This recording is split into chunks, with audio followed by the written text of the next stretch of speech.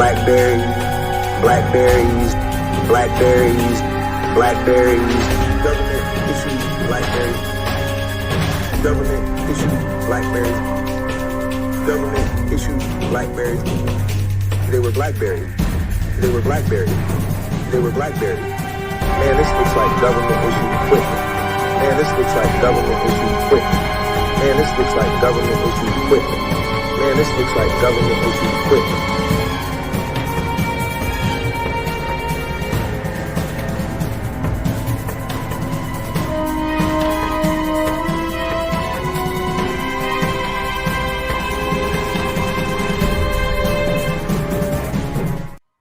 Welcome to Neighborhood News, October 19th, 2024. George Webb investigates. George, did Jack Smith have a BlackBerry? Does Jack Smith have a BlackBerry? I mean, that's a good question. Maybe back then he had a BlackBerry. But the big question here today is that it's really a knife at Trump's throat. This Jack Smith has dropped the October surprise, and we might have a little feedback, so we're going to take care of that. But this thing on Jack Smith, it's amazing how there's two different channels of communication, Aaron. There's Aaron's right here across from me, so he's seeing this side of things. But dual studio camera here. Dual studio cameras. You can make us both equal in size. I'm more comfortable with that. Yeah, you're the good-looking one. You and Mark. But there's two channels of communication. There's a whole Trump channel of communication, Dan Bongino and maybe Tucker Carlson and Elon Musk and Trump and the Trump family.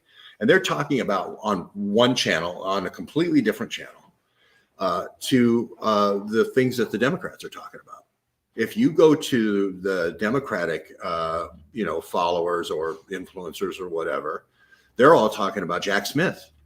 They're all saying popcorn, here, we're eating chips. I can't wait for this Jack Smith, October surprise to happen. So the people in the Trump world don't know anything much about Jack Smith. They don't know that they're trying to disqualify Trump. They don't know they're trying to nullify Trump's presidency. They don't know that this takes Trump out of the political election right now. They don't know that this ends the election as we know it. They're not exposed to any of this because Tucker Carlson isn't talking about it. Alex Jones probably not talking about it too much. He's talking about maybe something else. I don't know. I haven't heard him talking about Jack Smith very much. But if you follow the people that are on the left, they're all talking about Jack Smith. They're all talking about how this takes Trump out. They're all talking about this October surprise that was dropped yesterday. The 2,000-page document takes Trump out. It's over. Done. Trump defeated.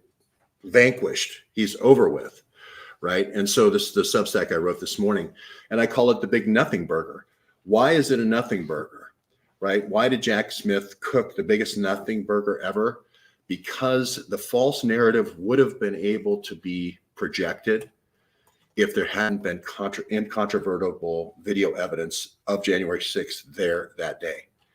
If there's nobody at the gates, if there's nobody at the Capitol gates filming who actually threw the gates and when they threw the gates, you could construct a story later on that Trump was the one who ordered the gates to be thrown. It's Trump's insurrection. Trump ordered the violence, right? But if you're there, right, filming exactly when the gates are thrown, and you're making a live call on that, and Trump's a mile away at the eclipse still talking, and he's not saying anything at all about, hey, I want Joe Biggs, hey, Joe Biggs, Proud Boys, Orange Hats, throw those gates. There's no go signal. There's no connectivity, if you will, between Trump and Joe Biggs at those gates. Trump's exonerated. Trump's completely innocent, right? And this is what they were counting on. No citizen journalists at the gates. No citizen journalists there as witnesses to say this is exactly when it happened. Because then later on they could say, well, Trump made this angry speech, and then all these people marched down Pennsylvania Avenue, and then they threw the gates. Trump's guilty of January 6th. This is the case that's being tried right now in Washington, D.C. The judge is Judge Chutkan, my judge. She was my judge for the DNC lawsuit. And this is being tried right now. And Trump's lawyers were saying, we don't want the 2,000-page dossier to come out. There was a 2,000-page appendix of all the interviews of all the Trump staff that was a part of this. Okay, there was, Stephen Miller. There was Paul Navarro. There was Ted Cruz was involved. There was Rudy Giuliani. There was a couple of other Trump insiders, Trump lawyer, Trump himself, right? And this Trump didn't know what was in the 2,000 pages. Trump's lawyer didn't know what was in the 2,000 pages. Nobody knew what was in the 2,000 pages. It was a big surprise. This is going to be the big October surprise. It dropped yesterday, right? Well, the fact that we had video evidence of Joe Biggs throwing those gates before Trump was ever done speaking completely exonerated him. And it's been a difficult ball to roll up the hill for the Democrats ever since, because the story was, we got to fight, right? He used the saying, you got to fight for your country, or we're going to lose our country. But he doesn't say that until, go ahead, Mark. There were questions about the constitutionality of Jack Smith, his whole special prosecutor status. It wasn't something that was set up by Congress. It was something set up by the Justice Department. Right. So does he even have, grounds to carry forth with this litigation? I think the special prosecutor was first established in Watergate. Yeah. With Leon Jaworski. And Congress did it. Yeah, Congress didn't do Jack Smith. Right. There's no congressional act or oversight. I think it was. Oh, great. They're down. If you're looking at Fortunate Finds, they're down on the other end. Yeah. Yep. We took their space. Yeah. Good seeing you. Yeah. We are a retail location, and people do come in, and we tell them, look, if you like Trump, you can come here and talk about Trump. But if you like Harris, you probably won't like it here. And if you want to come and be part of something new and something special in a swing state, Neighborhood News is brand new here. We haven't even switched all the signage out there. They're coming through the door. Yeah, they're coming through the door in droves. But yeah, here's information about Jack Smith, Department of Justice, Special Counsel Jack Smith. November 18th, 2022, Jack Smith was appointed by Attorney General Merrick B. Garland, BlackBerry carrier, to my comments there, right? Merrick Garland was a BlackBerry carrier, right? At some point, yeah. And to serve as special counsel by order number. Here, we'll click the order number here that gives him his appointment. You mean to read this? Yeah, sure. By virtue of the authority vested in the Attorney General, including 28 U.S.C. 509, 510, 515, and 533, in order to discharge my responsibility to provide supervision and management of the Department of Justice and to ensure a full and thorough investigation of certain matters, I hereby order as follows. John L. Smith is appointed to serve as special counsel for the United States Department of Justice. John L. Smith. Isn't it Jack Smith? That's an abbreviation of John L. Smith. Yeah, Jack Smith. They call him Jack? They call him Jack Kennedy, but it was John Fitzgerald Kennedy. Yeah. The special counsel is authorized to conduct the ongoing investigation into whether any person or entity violated the law in connection with the efforts to interfere with the lawful transfer of power following the 2020 presidential election or the certification of the Electoral College vote held on or about January 6, 2021, as well as any matters that arose or might arise directly from this investigation or that are within the scope of 28 CFR 6, the law there. This authorization does not apply to prosecutions that are currently pending in the District of Columbia, as well as future investigations and prosecutions of individuals for offenses they committed while physically present on the Capitol grounds on January 6, 2021. I can't believe this is real. Sorry. This is the J6 trial. I don't think I've missed this characterization. This is the J6 trial. This is Trump did J6 is what's being decided. Should I finish this? Might as well. Yeah, sure. Yeah. Those investigations and prosecutions remained under the authority of the United States Attorney for the District of Columbia. Further delineation of the authorizations between the special counsel and the United States Attorney for the District of Columbia will be provided as necessary and appropriate. C, the special counsel is further authorized to conduct the ongoing investigation referenced and described in the United States response to motion for judicial oversight and additional relief. Donald J. Trump versus United States. There's that. Florida, August 30th, 2022, as well as any matters that arose or may arise directly from this investigation or that are within the scope of 28 CFR SC 600.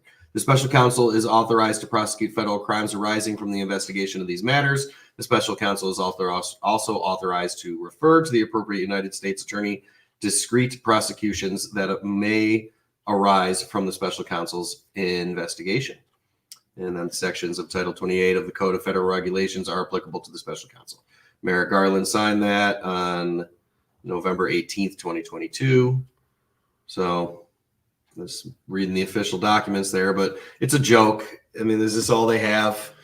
Well, it's not much of a surprise if this is all they have in October. I'll just remind everybody that it was the special prosecutor that took out Richard Nixon. It was Archibald Cox that was originally appointed, I believe, and then Nixon fired him, and then Leon Jaworski was named, and it was because they didn't want to fire a second special prosecutor that Leon Jaworski subpoenaed the 18 minutes of the tapes of Rosemary Butterworth's tapes, and that 18-minute gap of him going in and deleting the 18 minutes was the thing that led to the obstruction of justice charge, which led to taking Nixon out. Cover up always gets you. Right. And that's how Ford becomes president. That's how Nelson Rockefeller becomes vice president. You know, a whole bunch of things happen there. So special prosecutors do take out presidents. That's what they're designed to do. They're assassins for presidents. This is if Crooks misses, Jack Smith's your next guy. That's why I wanted to call this a knife to Trump's throat. This is the October surprise. There isn't another one coming, right? That's why I'm saying in a knife fight, right, when somebody's trying to stab you in the throat, you have to concentrate on that person. You don't want to concentrate on somebody else who's throwing confetti, okay, or little insults at Trump, right? You want to concentrate on the person who can take Trump out, which is the special prosecutor, and he's going with the knife and he's going at the throat, okay? So you've got to disarm the guy coming at you with the knife going to your throat. Again, other people are throwing tomatoes. Other people are throwing, other rotten food. That's not the big thing to worry about here. The most important issue is Jack Smith. Now, the key linkage to the violence at January 6th, there's nobody who doubts the violence, and I'll show you in my Substack that they throw the gates. Joe Biggs with the orange hats throws the gates. The key question is, did Trump order the Proud Boys? Did he order the Joe Biggs to throw the gates or not? Right? If he didn't order Joe Biggs to throw the gates, then Joe Biggs is the one who is responsible for J6, right? And the Proud Boys and the orange hats are responsible for J6, not Trump. You see, this is really super important. Now, Joe Biggs can say, well, Trump inspired me to throw the gates. Well, when he says fight, fight, fight, does that mean throw the gates?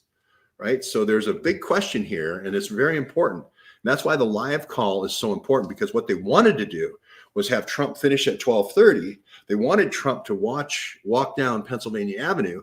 And they wanted to get with Trump there in attendance. They wanted to have Joe Biggs throw the gates so it looked like a Trump mob.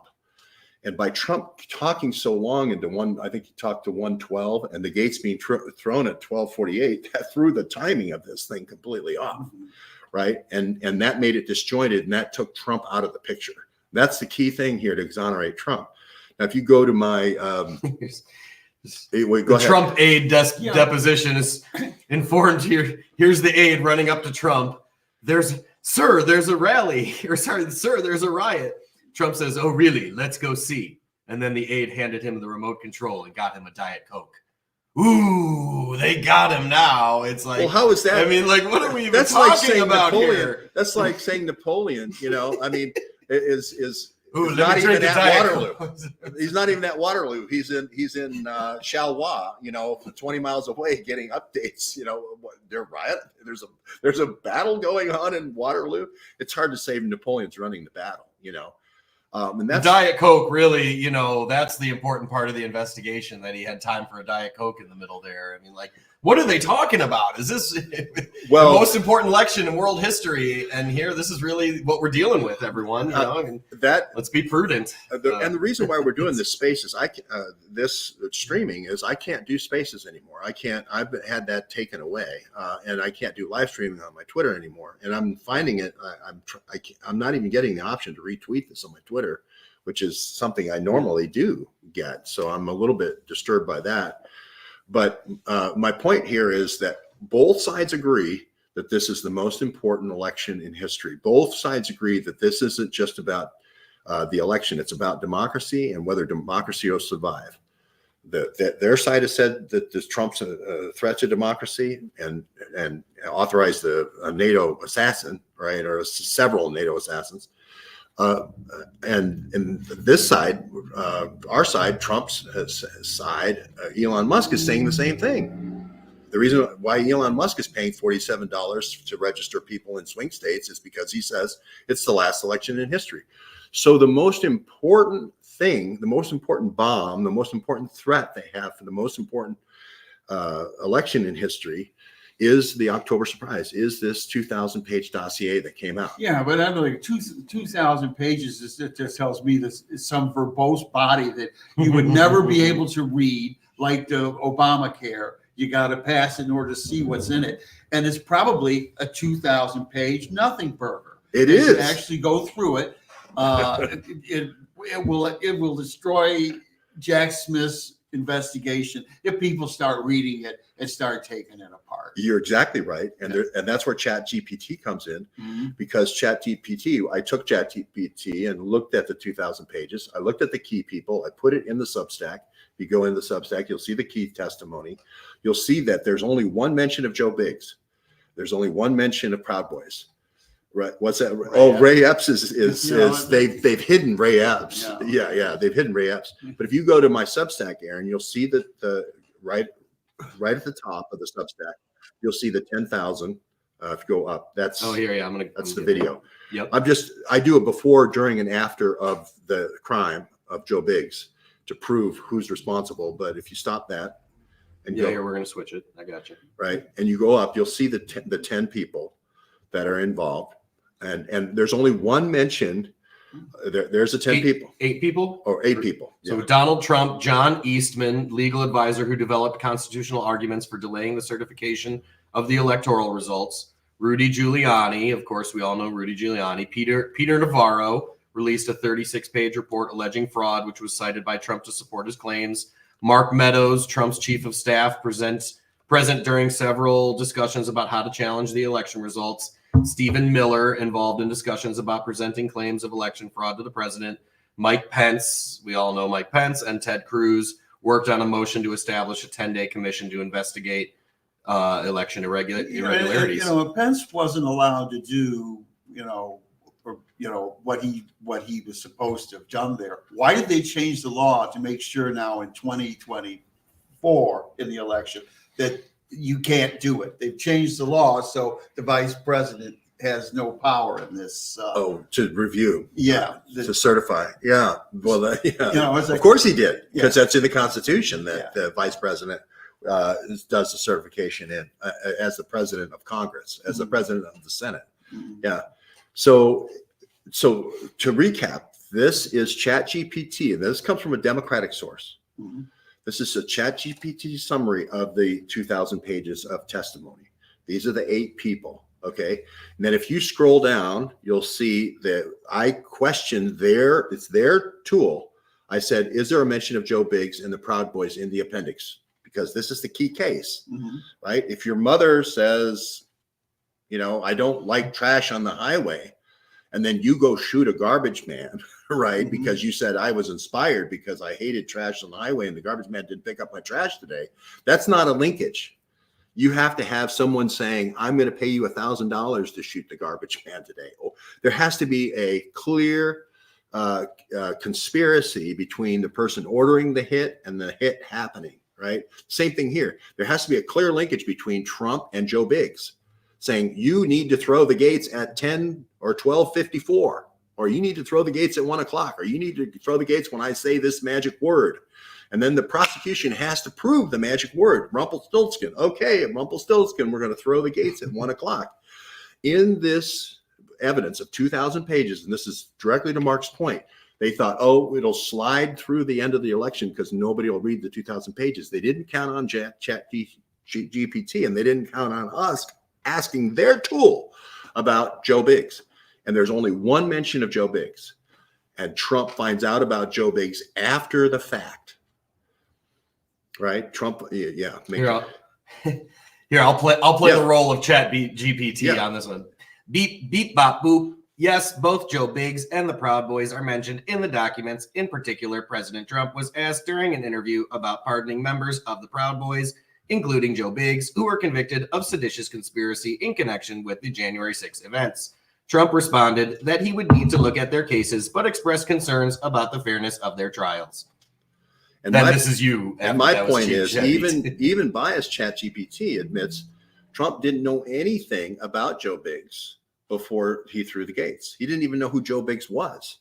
He had to be made apprised that they were even the people responsible for the seditious acts. Okay, so here it's sort of like finding out about an accident or a killing afterward, and you say, what happened? And you're getting all the facts. You're not the person ordering the people to throw the gates, right? And I go through their approach, which is to wait 4 years to bury all the evidence, to create the false narratives and have all the reporters repeat the false narratives with no evidence, versus our approach, which was live call, uninterrupted, no redactions, immediately broadcasting it to the American people, right? And there's Joe. That's Joe. I was gonna say, I hope I'm not putting or that's a Joe alike. I think that's Joe. That's Joe. He's got a sunburn though there. I don't know what's going on with Joe there, but anyway, if you go to my first video, my first video shows a welling at the gates. Is that Joe? That's Joe. Yeah, that's Joe. Probably in the last one, the orange. Yeah, he screams Antifa, right? Now, why is he screaming in the bullhorn Antifa? Because I filmed a second group of Antifa in black, all joining up with the Ukrainians that had formed up on the grassy knoll, who all look like they smoked a cigarette in unison. Who does that unless you're a military unit? And the two groups form right there at the gates, but he's waiting here at the gates for the groups to form up. You'll even see in the Jason Rink video, which is J6 A True Timeline, you'll see him yell, Antifa! Why is he screaming Antifa into a bullhorn unless he's calling Antifa to the gates, right? So it's obviously not Donald Trump's J6, it's Antifa and Joe Biggs's Proud Boys and J6. That's him with Terrio. That's Terrio, yeah, right? Which obviously they were planning something way before. Right from the day after the election, they started planning this, right? So I'm not saying this wasn't seditious acts, but it was seditious acts by Stanley McChrystal and two Stanley McChrystal operatives, right? Not Donald Trump. Now, if you go to the Substack, and again, hear this video? No, got to go all the way up. I do 4 videos in here, but I set this up. So that was the first one. Oh, okay, that's the first one where I'm saying, hey, it looks like Antifa's forming up, and it looks like the Ukrainians are forming up. Here we go. This is where the Ukrainians are forming up on the grassy knoll. I don't know if you can hear this. Yeah, you got to add sound. I got it all the way up. You can hear it a little bit, but the visual, you can see if I can hear it. Hear it a little bit. Okay. Okay. So what give us the play-by-play now. Anyway. So what I'm saying here is, hey, this group of Ukrainians, they're young Eastern European guys. There's about 20 of them. They all get orange hats out of their pockets simultaneously, put orange hats on their head simultaneously at the grassy knoll. They all get out these cigarettes. They all light them and smoke them together in unison at the same time. The officer, it seemed like the commanding officer, tells them to put it out all at the same time. They all stomp on their cigarettes at the same time, and then they start merging in with the orange hats. So these Ukrainian guys are blending in. Everybody says conspiracy theory until after a couple of months after, all of a sudden all these Ukrainian pictures started appearing, right? So that's the first group. And then there's a second group I film, which is the Antifa group coming in, right? Again, not being inspired. Last time I heard, Antifa wasn't working for Donald Trump. This is where Urick comes in. This is where Hooper comes in. This is where all these other guys from Pittsburgh come in with their Antifa group. right? And there's a national group. It's not just Pittsburgh, but you can see that they're coming together. Remember, there was the guy Sullivan, who was Antifa, who was saying, let's burn this shit down. He was there on the 5th. We got to burn this shit down. We got to burn this shit down. We got to burn this shit down. Jaden X. Jaden X. Is that Jaden X? Yeah. So you'll see now, if you can hear the video, we're talking about Antifa, which group's Antifa and which group's the Ukrainians. Orange hats there, I'm saying, are the Ukrainians who all got there's some Arizona as well mixed in, but the idea was to mix them all in with people who look like Trump people. Gosh, it's so obvious in this video. I mean, look at those orange hats. And now, and watch how many people really are going to have an orange hat just coincidentally? And watch, see the group coming now. See the group in black, and I'm saying the one guy had a stick, and this girl, this woman in front of me gives me the fingers, and nobody has a stick. You're starting trouble. I said, I'm not starting trouble. It's the Antifa group, and he had an axe handle, and they were going to bust the windows with the axe handle.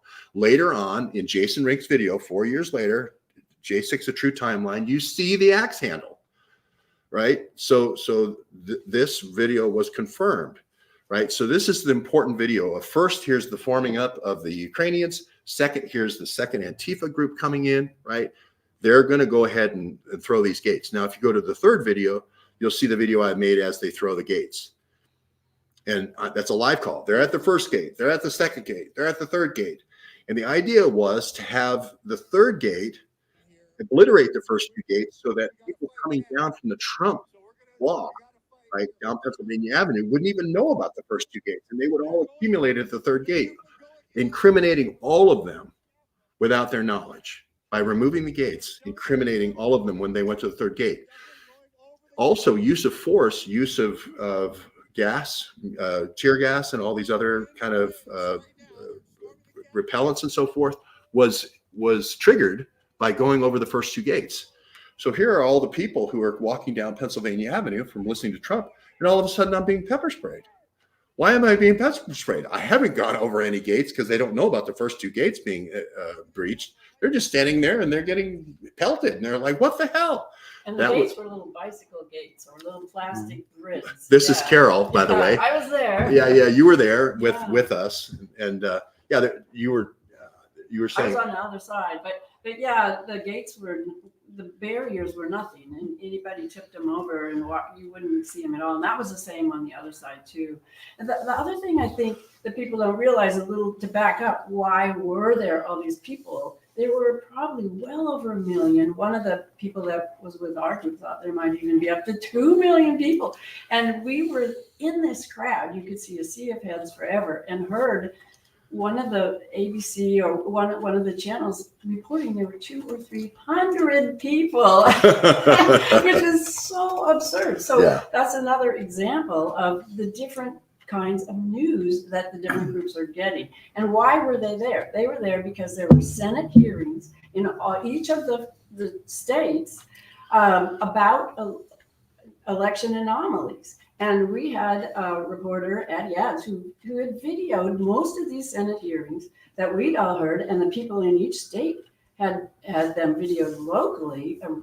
So they saw things, like how easy it is for someone to just come in and switch the votes, like was demonstrated by the guy Haldeman from Michigan. Right here in Ann Arbor. Yeah, he demonstrated with a pencil how easy it is to just go in, you put in 4 numbers, and you can flip the whole machine from one to the other. Right. And that Dr. Tarva was there on the Michigan reporting, and she was saying how it had been, had been on the election, what was it called? Accountability committee, or there was a word for election integrity. That's what it was. She'd been on the election integrity committee for the county that Detroit is in for 5 years, or maybe 7, a long time. She'd worked for the district attorney there. And so she had watched all these years, many anomalies of these locked boxes that couldn't be getting into, and you couldn't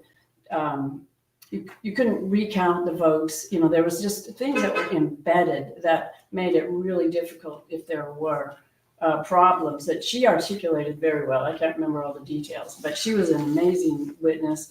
Amber and Addie had videos in Atlanta hundreds and thousands of videos being shredded in a giant big container, shredding, and the state law said you had to keep them for 7 years, and they were just shredded. So there were so many anomalies in each of these states that had been televised to the local audiences, and that's why all those people were there. That's why they came. Saw that. That's why they came, and nobody ever talks about. They say, "Oh, it was a free and fair election, and no problems," but there were many problems in each of those swing states, and all those people were very aware of them. And thank you, Carol. And most of the 2,000 pages of Jack Smith are talking about the anomalies. Mm-hmm. That's why they've sealed most of the 2,000 pages are redacted, because they'll say, "Oh, so and so was talking about the Georgia." Redacted, mm-hmm. Right? So and so was talking about Pennsylvania, redacted. So and so was talking about Michigan,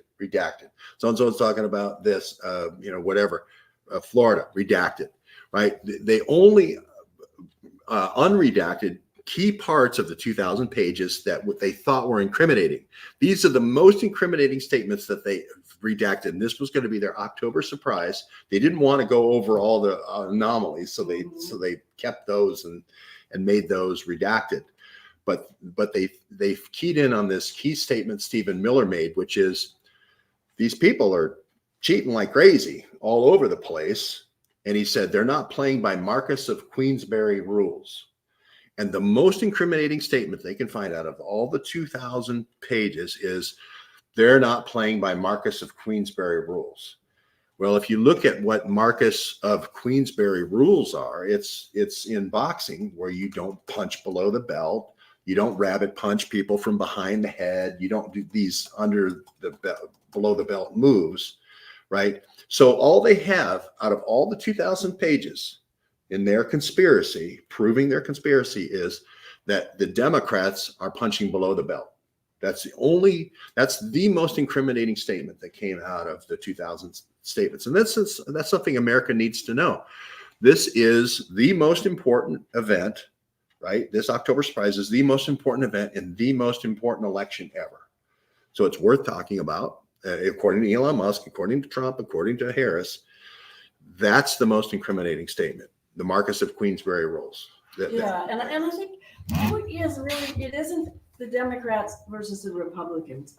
It is this incredible, the WHO, the NATO, the EU, WEF, the WEF, the UN. These guys are removing our Constitution and replacing it with something where people have no say. People have no agency to make any changes or any comments in the processes. We've watched that with what's going on in the WHO regulations and how the laws just kind of happen. Nobody notices. All of a sudden, we're in this different situation. And the people, both George and I were Bernie-crats, and we saw what's wrong. All the money to support Bernie, all of a sudden it's going to Hillary. What's wrong with this picture? And that kind of deception in all the reporting in the news, in just so many layers of all the things that have gone on in the last 8 years since then, gotten worse. Have all gotten worse. Yeah. And the people that are realizing that on the Democratic side, they're finally seeing it. They're finally seeing there's, especially with RFK, talking about how our food is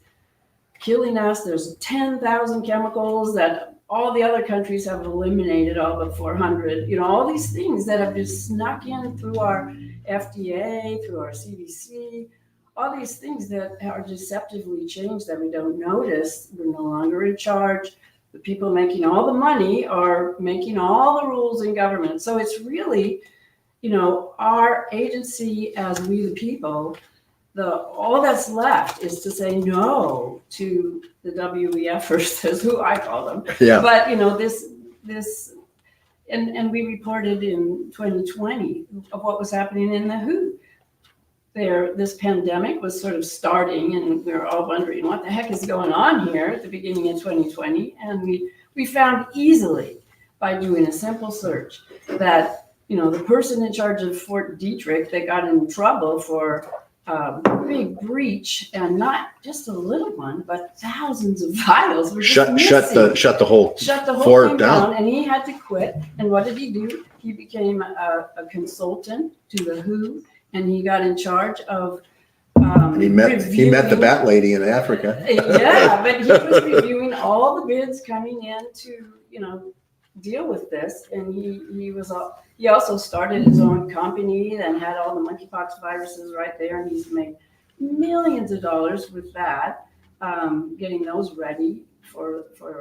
And they were all ready to go with They were ready DARPA to go Adept. then. A DARPA Adept. They were Yeah. all ready with It mRNA. was all ready to go. It was all thought ahead of time, well thought through. And that's It's not an accident. what we're saying here was the false flag.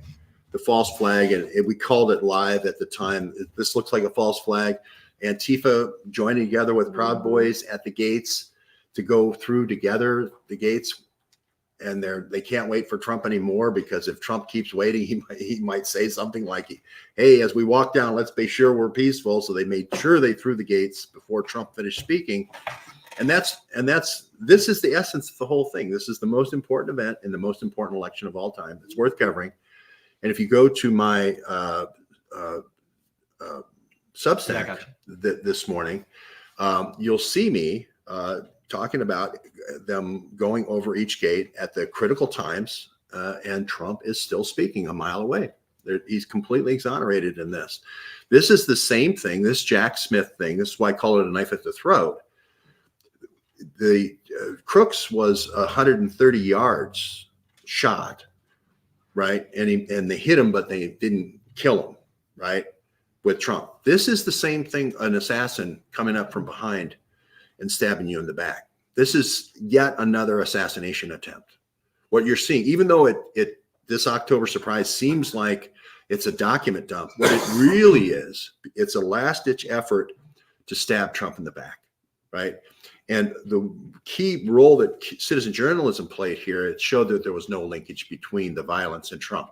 And basically, it's like us disarming the knife assassin, right? Now the assassin can slap Trump, right? And do whatever they can to embarrass Trump, but they've had the knife taken from them. They've been disarmed, right? This citizen journalism disarmed. This is maybe the most important moment ever, in U.S. election history. And it's the most important disarming of a false narrative in U.S. history. Might be in the history of the world when you think about elections, because What will its effect on the media be? I mean, will we be able to they already shut down. force them to cover? They already this shut down my story? streaming as soon as yeah. Yeah. They're gonna shut citizen journalism down, because this disarmed their knife attack, right? This knife to the throat of Trump, citizen journalism disarmed. I can't do spaces today, so here we are doing this instead, because we want to get the information out to the people. Right, you see where he yells at Antifa right there? And why he leans back and he yells Antifa? Why does Joe Biggs lean back and yell Antifa? Right? Well, for one reason, the crowd itself was not there to be insurrectionists. They were old people. They were.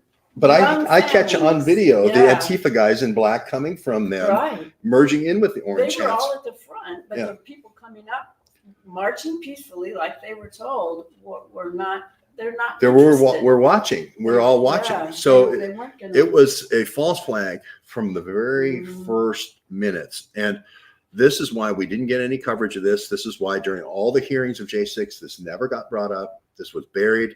This is why we get attacked. See, it's endlessly for 8 years now with the NSA, all these NSA trolls, because they don't want you to see this film, because this film proves conclusively Trump had nothing to do with J6, nothing, right? And every time they bring it back, it gets worse, because it brings attention back to these films that are the video evidence, right? There's nobody in the Trump campaign here. It's Stanley McChrystal's guy who worked, Joe Biggs, I identified a year early, worked for Stanley McChrystal in information operations for psychops in Afghanistan.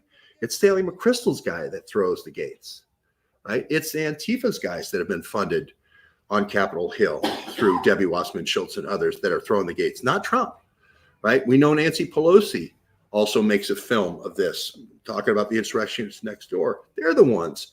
It's a guy who works at the Senate Sergeant of Arms that plants the bomb at the DNC. Somebody coming out of that office that plants the DNC. All these are false flags. All these are smear campaigns to try to take out the president at the last minute. This is a knife attack to the throat of Donald Trump. So in this screen grab here, 1, 2, 3, 4, 5, 6, 7, 8, 9 guys with orange hats all together. Millions of people, or what, 1 million people, 500,000 people, whatever. Like not very many bright orange hats, other than this, pretty tight amalgaming of them all in this little spot right here. And then the gates are breached 20 seconds later. I mean, this is clearly what went on. Who are the guys in the orange hats? They probably took the hats off and threw them on the ground once they got past the gates. But their job was to go breach the Capitol, create a thing and open the doors and let the red hats, let the Trump people in, making people think that was okay, right? And then to entrap and arrest as many red hats as possible. The orange hats were there to breach the gates and pop the windows, smash the windows. With a 2x4, and where did that come from? That was not being carried. Nobody saw a 2x4 there, so it was hidden somewhere. Available. I did see an axe handle, and I call that out as the Antifa guys were coming. But that was all pre-staged and pre-planned and positioned. Also, they built in front of everyone. I want to remind everybody, they carried a gallows at 4 a.m. across the Capitol and built a gallows across from Peace Circle where we were. Who was it that carried the gallows and built it? I mean, it was Proud Boys. It was Proud Boys. So we know they did it. And how much coverage was there of the gallows? With it was Trump's gallows, right? It wasn't the Proud Boys gallows. But now we go back and see, well, wait a minute. If at 4 o'clock you were building gallows, how could Trump possibly be involved in that? Show me where Trump said build gallows for all the people in Congress, right? There was none of that. So this is a big nothing burger. Mark hit it on the spot. Ukraine Nazi there. Yeah, somebody, I've seen these comments. These are great comments. Here we'll go to I had showed the picture of Dominion there. And we can really draw a straight line, I think, from Charlottesville all the way to January 6th, because Charlottesville was so obviously the group of Ukrainians that were brought in on the Syrian refugee program, right? So John Brennan piggybacks a bunch of Ukrainians on the back of the Syrian refugee program. They do Charlottesville. Then, of course, they do the George Floyd Summer of Love, all of that, and, all the way into January 6th. And then I think they shipped them all back to Ukraine for the war, and I wonder if they slaughter penned them in Azovstal, do these guys even exist anymore? Or was it kind of like, well, pack them all into Azovstal and then we'll just get rid of them over there? Because I don't think they could drum up a George Floyd Summer of Love right now if they wanted to. I think it was all just a bunch of black bloc Ukrainians. They were here for the Charlottesvilles, and then they were here for the George Floyd. Then they did January 6th with them. And then it was like, get out of here, guys, and I think they went and they did Ukraine shortly after that. And here we are. So I don't know. I mean, all of this now is just retreading January 6th because they don't have their operatives here anymore. They sent them away, and that's I wouldn't say that. They got operatives. I know. They got different operatives. They got Paul Whelan out of jail for a good reason. I mean, Paul Whelan knows how to get visas for snipers. We should put a sign out saying visas for snipers. Special forces experience ? We can get you a visa, to work at the Capitol on January 6th. I guess they went from the Ukrainians to the Iranians is maybe where we're at with it. Who knows? Who's to say the real details? But it's whatever embassy will give you a visa, right? And you go to under the, like you mentioned, the Syrian refugee program. This guy who was married to Lisa Page Burrow? The guy was married to Burrow. He worked for the UN Relief Agency to grant visas. He gives them out like candy, refugee visas to snipers. Burrow. So I'm looking at Burrow. I'm looking at people who can get snipers visas between now and January 6th. That's the people you're going to have to worry about, right? Is anybody on a, like you said, a Syrian refugee status is probably going to be how they get the snipers in. The two Iranian guys they're still running around. Yeah, he hasn't found them yet. They're still running around. So yes, I was banned for life from YouTube. But now Elon Musk, now I'm losing my spaces. So we're going to be having to go here. I can't even retweet this space. I thought I could to my Twitter, but that's been taken away now. I used to have the ability to retweet my space. Now I don't have it anymore. So this is the story of the election, in the most important election. This is the whole crux. It's all coming down. This is the Gettysburg that we're watching. There it is, right there. That's U.S. Welcoming Ukrainian nationals to the United States. But is it live streaming right now? Well, it's just the channels there. No, the channel is there, but I'm saying I can't live stream. I used to be able to retweet this stream, and then people on my Twitter would be seeing this stream. Ukraine Sniper School, Professor Whalen. He is kind of like a professor, isn't he? He was a big sniper recruiter. Maybe T-Mobile's blocking the uploads. Okay. I don't have it either. I got AT&T. I'm not getting it either. Okay. Yeah. So I think that's it's good that we all have different carriers, but it's not getting through. So we have to rebuild our audience. 120,000. And if you're ever running into difficulty and you just want to get offline, just come here to Summerfield and Secor. Yeah. The corner of Summerfield and Secor here in Lower Michigan, and just walk right in. And we're all here streaming and doing the research, and we'd love to have you with us. 17 days till the election, 16 days, something like that. 16 days to the election. It would 400 hours. We're under 500 hours here, folks. How would the gallows builders know what Pence would do during the joint session? Well, the gallows builders started at 4 a.m. and they dragged the gallows. Oh, that was that weird setup of all the. Yeah. Was it a gallows or was it? Yeah, it had a noose on it. Yeah. They put the noose up. I remember. They put the noose up at the last second, so people didn't know what it was until the last minute.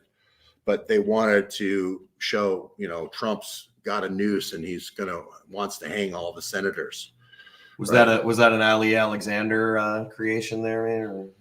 I don't think. I think so. We get into the Ali part. Ali was just like an interesting point of metadata in this. I was on right? With his whole orange jumpsuit. Let me tell you the whole story because. Open a can of worms. I know we have friends of Ali in the research community. The day of the election, we love Ali today. The day after the election, and then all of a sudden we're here. We did the show here into the night, 3 a.m. Trump was increasing his margin in 6 swing states, so we all went to bed, if you remember, and then we woke up. You came over to Toledo, where I was. And I said, well, what do you think about that night? That was pretty good coverage, wasn't it? And you go, hey, no. TCF Center. They stole it. Mark Elias and, the Clinton law firm is going to keep the TCF Center open for 3 days because people didn't understand what the vote was. And that was the first one they flipped, right? So, our investigations, kind of started from there. And I flew out to Los Angeles to see Peter Duke. He had just been with the Proud Boys guy, Terrio. He had just done a photo shoot with him. He picked me up at LAX.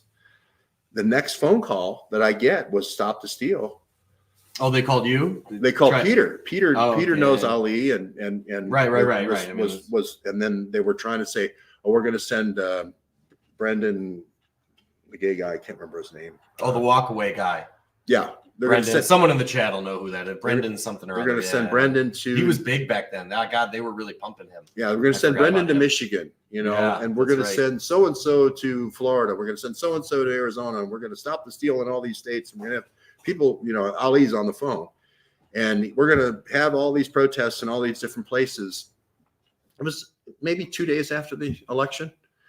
So, Peter just had done a photo shoot with Terrio. right? So I knew it was going to be Proud Boys at that time, and knew it was going to be Orange Hats at that time, right? So this had nothing to do with Trump, nothing, right?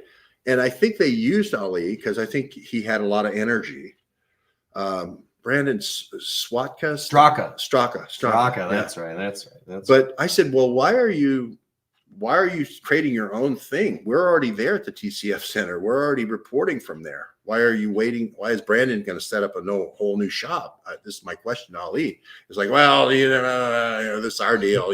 Stop this deal. We're going to have a coordinated thing. We can't, work with anybody else. So that's kind of what happened. But Peter, there's Peter's pictures from J6. Peter Duke photo, yeah. I wonder if he had some great photos. I wonder if he took them down, or if I just maybe don't know. No, they're on there. They're in here somewhere. They're on there. But yeah. But the bottom line, what I'm saying is that I don't think Ali knew that Joe Biggs was going to throw the gates. Oh, okay. There's no conspiracy there. They just said, we're going to use these guys for energy, but we'll direct the energy at the last second to the gates, with Biggs. Stanley McChrystal, Joe Biggs works for Stanley McChrystal, and McChrystal hates Trump. So, and then Flynn's brother was the guy who was the guy in charge of the National Guard, right? Flynn's brother was the guy who was in charge of the National Guard. Flynn worked for Stanley McChrystal for years. So it just is what it is. Nobody wants to hear that, but Flynn's brother was in charge of the National Guard at the Capitol. Folks who want, pure, plain and simple. And they told him not to shoot. Don't shoot the guys with the orange hats. Folks who want January 6th to live in infamy on their living room wall can visit peterdukephoto.com. Yeah. Purchase any of these lovely screen or still shots. Yeah. It really is actually kind of captivating in the black and white. It is. You don't obviously see the orange hats, so he's right. It'd be awesome. It'd be black and white with just the orange hats. Yeah, he did a couple of those. He did a couple of those. Yeah, we'll see because it really shows the clarity. It was like, we want the color to be enough different that the snipers know the difference between who's our guys and who's their guys. So orange, we don't want it to be too red, so you could tell that they wanted the orange so they wouldn't get shot. A lot of the guys wore bulletproof vests, like Joe Biggs wore bulletproof vests under his Carhartt thing. A lot of those guys wore bulletproof vests because they knew that they were in on it, right? That was the premonition. This is a great one. January 6th, Granny's attack. Yeah. So yeah, Granny's attack photo from Peter Duke photo there. Yeah. I mean, the guy who shot the gun, remember the guy who shot the starter pistol? Yeah, it was wild. Was another guy who was a Proud Boys guy. That was another incitement of the crowd to see if people were carrying weapons, that they would pull their weapons out to make them think that they were under attack. There was all kinds of incitements done that day, but they're all psychological operations. We went to Forsyth Ops. We went to Fayetteville. We said it was Peter Strzok Sr., who lives right there in Pinehurst. We went, how many times did we go? We went a dozen times. We went a dozen times to Fayetteville, a dozen times to Fort Bragg. Everyone said that was conspiracy theory. We said it was Emily Rainey loading the buses. We said that they were inciting the people driving to Washington, D.C. on the way, trying to get them whipped into a frenzy, right? All that came out later. 2 months later, 3 months later, we gave him to Tucker Carlson. We gave, through Tucker's producer, we gave Emily Rainey to Tucker, and Tucker did a soft shoe, kid glove interview with her. I mean, she was encouraging patriots to come as a femme fatale, to come save them in Washington, D.C. Right? That was a sucker Oconus lure move from the very beginning. We talked about how she worked with the CIA and did other psychological operations before January 6th. So we've disarmed. The key story here, the knife attack to the throat of Trump with 2 weeks to go in the election with Jack Smith, we've disarmed him. He can still slap Trump, but he doesn't have that knife at the throat of Donald Trump anymore. Why are they called the Airborne, 4th Psychological Operations Group Airborne? Why? I don't know enough about it, I guess. Our military. The reason why, and we're going to wrap fly here. Around, I guess. No, okay. Well, Airborne Commandant, she's airborne. Okay. Airborne because it's rapid deployment. 82nd out of Fort Bragg, 101st is out of Fort Campbell in Kentucky.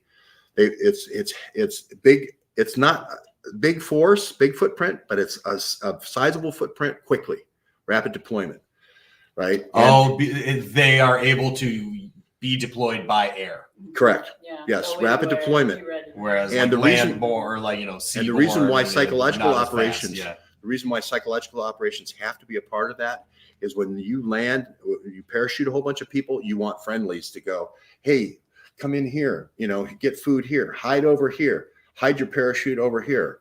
Here's, blah, blah, blah. So, and you also want to create confusion and blow up bridges and so forth. So that people can't attack your airborne. The airborne's not a big force. It's a small force that's trying to do a very specific mission. And you don't want a bigger force coming in and closing in and clamping on them. So the psychological operations typically help that cocoon of safety until they can get their operation done and then they get out of there. We're going to have to leave it right there. Unfortunately, we've got a huge group of people coming in and we're all meeting at an objective. We'll come back to you later tonight, I'm sure, later this afternoon. We'll come back to you later this afternoon. This is really what's really shocking to me, Aaron, is this is my summary, is how no one on the right is covering this with a Jack Smith. They're not going to the documents. They're not going to the speakers. They're not going to the pages. They're not going to anything. They're just saying, oh, it's lawfare. But nobody's done a critical analysis of the 2,000 pages. Nobody's done a critical analysis of what actually has to be proven in a court of law. Nobody's done an analysis of the linkage that needs to be constructed by the prosecutor to prove the case, right? Nobody's said actually what the violence is, which is Joe Biggs at the gates at 248. Nobody said who the actors are that would need to create the critical linkage to prove the conspiracy. Nobody's dealt with the case other than our citizen journalism group here in Summerfield and Secor. Summerfield, it makes you feel fine. Yeah. Well, we'll leave it right there. Carol, thanks for joining. Thanks for everybody that, of Bye, course, everybody. loves Thank you. Carol's great contributions. We will be, I don't know, We'll be a back. couple hours. Yeah, we'll be back. Give us We'll a be few back. hours. Give us a few hours. Before dinner, after lunch, before dinner. We'll be coming back to you. Thanks, I was trying everybody. to play our outro song, but I think You're a little rusty. I'm a little rusty on this thing here. So thank you, folks. Thanks for joining Neighborhood News. See you later.